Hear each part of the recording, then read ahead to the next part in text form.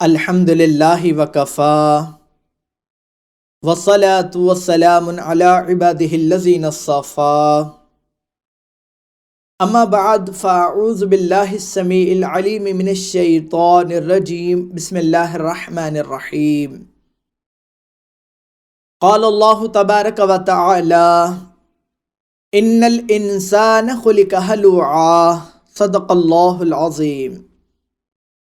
عقیدت و محبت کے ساتھ درود پاک پڑھ لیجئے۔ اللہم صلی علی محمد وعلی آل محمد وبارک وسلم۔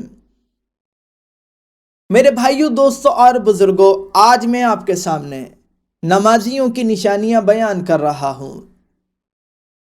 اللہ عز و جل نے قرآن کریم میں ارشاد فرمایا، ان الانسان خلق ہلوعا، بے شک انسان بڑا کچے دل والا پیدا کیا گیا۔ انسان کا کچے دل والا ہونے سے مراد انسان کا کم ہمت والا، کم حوصلے والا ہونا ہے۔ جیسا کہ آگے اللہ عز و جل نے ارشاد فرمایا، اذا مسہ الشر جزوعا، جب انسان کے پاس کوئی برائی پہنچتی ہے، جب انسان کو کوئی تکلیف پہنچتی ہے، کوئی مصیبت پہنچتی ہے تو گھبرانے لگ جاتا ہے، بے صبرا ہو جاتا ہے۔ وَإِذَا مَسَّهُ الْخَيْرُ مَنُوعًا، اور جب انسان کو کوئی خیر پہنچتی ہے، کوئی نعمت اسے حاصل ہوتی ہے، کوئی دھن دولت اسے میسر ہوتا ہے تو بخیل بن جاتا ہے، کنجوسی کرنے لگ جاتا ہے۔ إِلَّا الْمُصَلِّينَ، سوائے نمازیوں کے۔ کن نمازیوں کے؟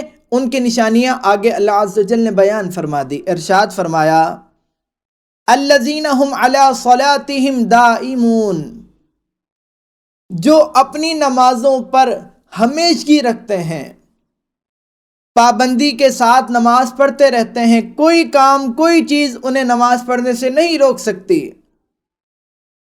دوسری نشانی اللہ عز و جل نے بیان فرمائی، والذین فی اموالہم حق معلوم، اور جو اپنے اموال میں حصہ مقرر رکھتے ہیں، للسائل والمحروم، سوال کرنے والوں کے لیے اور سوال سے بچنے والوں کے لیے۔ نبی کریم صلی اللہ علیہ وسلم نے ارشاد فرمایا، بدترین چیز انسان میں بے حد بخل اور اعلیٰ درجے کی نامردی ہے۔ بے حد بخل اور اعلیٰ درجے کی نامردی دونوں عیوب ہیں، لیکن ان عیوب سے نمازی پاک ہیں۔ وہ لوگ جو اللہ عز و جل کی عبادت کرنے والے ہیں وہ ان دونوں عیوب سے پاک ہیں۔ اس کی وجہ کیا ہے؟ اس کی وجہ ان کا قرآن کریم پر عمل کرنا ہے۔ اللہ عز و جل نے قرآن کریم میں ارشاد فرمایا، یا ایھا الذین آمنوا، اے ایمان والو، استعینوا بالصبر والصلاۃ، مدد چاہو صبر سے اور نماز سے۔ ان اللہ مع الصابرین، بے شک اللہ صبر کرنے والوں کے ساتھ ہے۔ صبر سے مراد برداشت کرنا ہے، استقامت اختیار کرنا ہے۔ نماز اللہ عز و جل کا ذکر ہے، جیسا کہ اللہ عز و جل نے ارشاد فرمایا، وَأَقِمِ الصَّلَاةَ لِذِكْرِي، اور میرے ذکر کے لیے، میری یاد کے لیے نماز قائم کر۔ اللہ عز و جل کے ذکر کی تاثیر کیا ہے؟ اللہ عز و جل نے ارشاد فرمایا، الذین آمنوا وتطمئن قلوبہم بذکر اللہ، جو لوگ ایمان والے ہیں ان کے دلوں کو اطمینان اللہ عز و جل کے ذکر سے حاصل ہوتا ہے۔ الا بذکر اللہ تطمئن القلوب، خبردار دلوں کا اطمینان اللہ عز و جل کے ذکر سے ہے۔ میرے بھائیوں، دوستوں اور بزرگوں، جب انسان کے پاس مصیبت آتی ہے، کوئی تکلیف، کوئی پریشانی آتی ہے، انسان اس میں برداشت سے کام لیتا ہے، استقامت کے ساتھ اس کا مقابلہ کرتا رہتا ہے، نماز پڑھتا رہتا ہے، اللہ عز و جل کا ذکر کرتا رہتا ہے، تو اس کا دل مطمئن رہتا ہے۔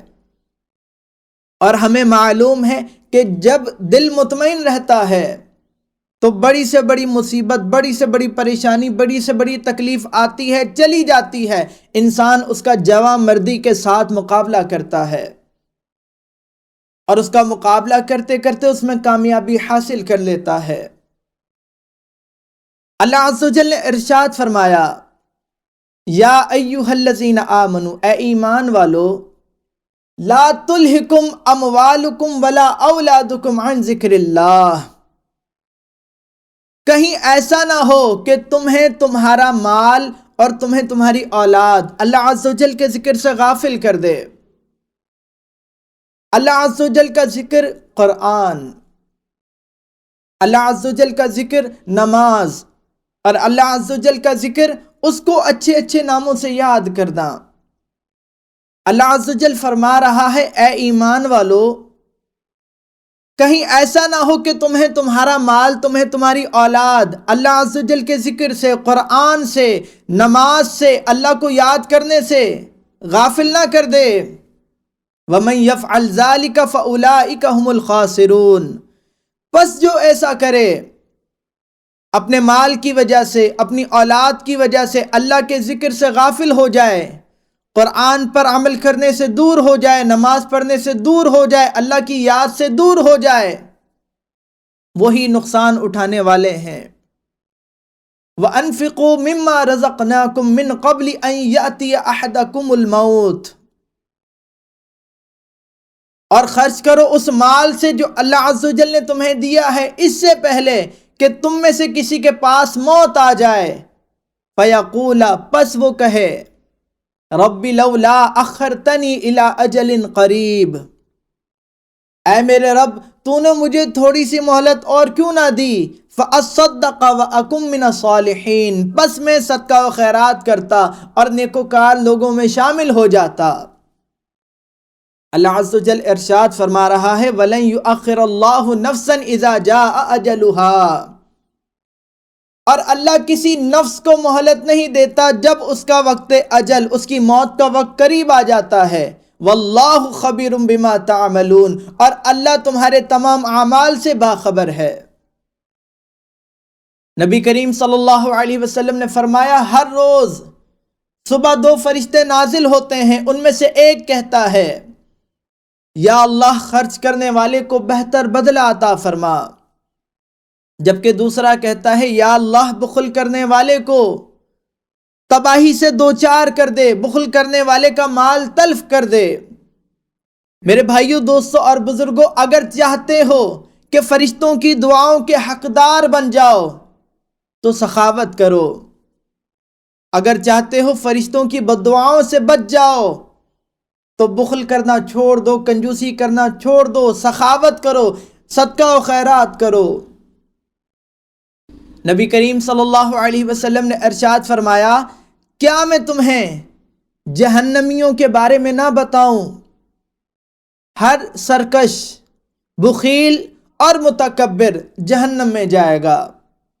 میرے بھائیوں، سخی جنت میں جائے گا اور بخیل جہنم میں جائے گا۔ بخل کرنا چھوڑ دو، سخاوت کرنا شروع کر دو۔ تیسری نشانی اللہ عز و جل نے بیان فرمائی، ارشاد فرمایا، والذین یصدقون بیوم الدین، اور جو یوم جزا کی تصدیق کرتے ہیں۔ میرے بھائیوں، دوستوں اور بزرگوں، نمازی، اللہ عز و جل کی عبادت کرنے والے اپنے قول سے بھی اور اپنے فعل سے بھی یوم جزا کی تصدیق کرتے ہیں، وہ آخرت کی تیاری کرتے رہتے ہیں، جبکہ بے نمازی صرف اپنے قول سے تصدیق کرتا ہے لیکن عملاً کچھ آخرت کی تیاری نہیں کرتا۔ چوتھی نشانی اللہ عز و جل نے بیان فرمائی، والذین هم من عذاب ربهم مشفقون، اور جو اپنے رب کے عذاب سے ڈرتے رہتے ہیں، اپنے رب کے عذاب سے خوف زدہ رہتے ہیں۔ ان عذاب ربهم غیر مأمون، بے شک ان کے رب کا عذاب ایسا نہیں کہ اس سے بے خوف ہو جایا جائے۔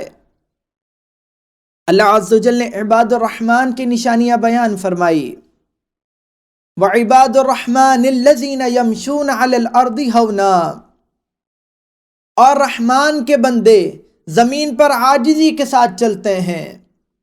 وَإِذَا خَاطَبَهُمُ الْجَاهِلُونَ قَالُوا سَلَامًا، اور جب جاہل ان سے مخاطب ہوتے ہیں تو وہ سلام کہتے ہیں۔ وَالَّذِينَ يَبِيتُونَ لِرَبِّهِمْ سُجَّدًا وَقِيَامًا، ان کی راتیں اس طرح گزرتی ہیں کہ کبھی وہ اپنے رب کے حضور سجدے میں ہوتے ہیں اور کبھی قیام میں ہوتے ہیں۔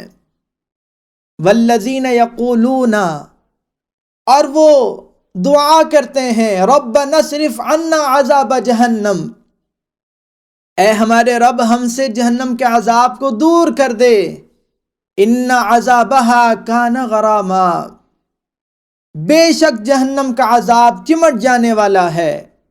اِنَّهَا سَاءَتْ مُسْتَقَرًّا وَمُقَامًا، بے شک جہنم رہنے اور ٹھہرنے کے لحاظ سے بدترین جگہ ہے۔ میرے بھائیوں، دوستوں اور بزرگوں، عباد الرحمن بھی اللہ عز و جل کے عذاب سے خوفزدہ رہتے ہیں۔ نمازی، اللہ عز و جل کی عبادت کرنے والے بھی اللہ عز و جل کے عذاب سے خوفزدہ رہتے ہیں، کبھی بھی اللہ عز و جل کے عذاب سے بے خوف نہیں ہوتے۔ ہمیں بھی چاہیے کہ ہم اللہ عز و جل کے عذاب سے ڈرتے رہیں، کبھی بھی اللہ عز و جل کے عذاب سے بے خوف نہ ہوں، کیونکہ اگر ہم بے خوف ہو گئے اللہ عز و جل کے عذاب سے تو نافرمان بن جائیں گے، گناہ گار بن جائیں گے۔ پانچویں نشانی اللہ عز و جل نے بیان فرمائی، والذین هم لفروجہم حافظون، اور جو اپنی شرمگاہوں کی حفاظت کرتے ہیں، الا علی ازواجہم او ما ملکت ایمانہم، سوائے اپنی بیویوں کے اور اپنی لونڈیوں کے، فإنہم غیر ملومین، بس ان کے جو ان کی بیویوں کے اور لونڈیوں کے ساتھ معاملات ہیں ان پر ان میں کوئی بھی ملامت نہیں ہے۔ فمن ابتغى وراء ذلك، بس جو کوئی اپنی بیویوں اور اپنی لونڈیوں کے علاوہ کوئی اور راستہ تلاش کرے، فاولئک هم العادون، بس وہی لوگ حد سے گزر جانے والے ہیں۔ چھٹی نشانی اللہ عز و جل نے بیان فرمائی، والذین هم لاماناتہم وعہدہم راعون، اور جو اپنی امانتوں کا اور اپنے عہد کا پاس رکھتے ہیں۔ حدیث مبارکہ میں ہے کہ منافقین کی 4 نشانیاں ہیں، اگر یہ چاروں نشانیاں کسی ایک شخص میں پائی جائیں تو وہ خالص منافق ہے، اگر ان چاروں میں سے کوئی ایک نشانی کسی میں پائی جائے تو اس میں بھی نفاق کی ایک علامت ہے جب تک کہ وہ اسے چھوڑ نہ دے۔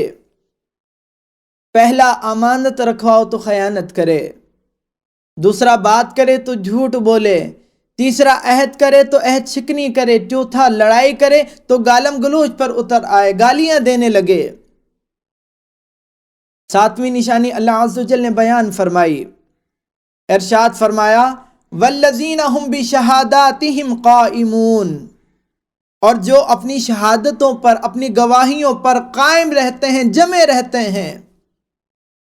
میرے بھائیوں، دوستوں اور بزرگوں، ہم نے بھی شہادت دی ہے کہ اللہ کے سوا کوئی عبادت کے لائق نہیں۔ کیا ہم عملاً اللہ عز و جل کی عبادت کرنے والے ہیں یا نہیں؟ ہمیں خود اپنا محاسبہ کرنا چاہیے۔ آخری نشانی اللہ عز و جل نے بیان فرمائی، والذین هم علی صلاتہم یحافظون، اور جو اپنی نمازوں کی حفاظت کرنے والے ہیں۔ میرے بھائیوں، نمازوں کی حفاظت کس طرح کی جائے؟ ایک حدیث مبارکہ آپ کے سامنے پیش کر رہا ہوں۔ نبی کریم صلی اللہ علیہ وسلم کی بارگاہ میں ام المومنین حضرت عائشہ رضی اللہ تعالی عنہ نے عرض کی، یا رسول اللہ صلی اللہ علیہ وسلم، نماز میں التفات سے کیا مراد ہے؟ نبی کریم صلی اللہ علیہ وسلم نے فرمایا، نماز میں التفات چوری ہے جو شیطان بندے کی نماز سے کرتا ہے۔ میرے بھائیوں، نماز میں ہماری توجہ اللہ عز و جل کی طرف ہونی چاہیے، لیکن ہوتا کیا ہے، ہماری توجہ نماز میں اللہ عز و جل کی طرف سے ہٹ کر گھر بار کی طرف لگ جاتی ہے، کاروبار کی طرف لگ جاتی ہے، الغرض نہ جانے کہاں کہاں لگ جاتی ہے، نہیں رہتی تو اللہ عز و جل کی طرف نہیں رہتی۔ یہ چوری ہے جو شیطان بندے کی نماز سے کرتا ہے۔ ہمیں اپنی نماز کی حفاظت کرنی ہے۔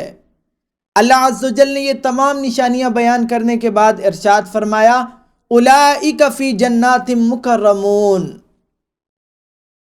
جو ان نشانیوں کے حامل لوگ ہیں، جو ان صفات سے متصف لوگ ہیں، وہ جنت میں عزت سے رہیں گے۔ اللہ عز و جل سے دعا ہے کہ اللہ عز و جل ہمیں نماز پڑھنے کی توفیق عطا فرمائے اور نمازیوں کی نشانیاں اپنانے کی توفیق عطا فرما دے۔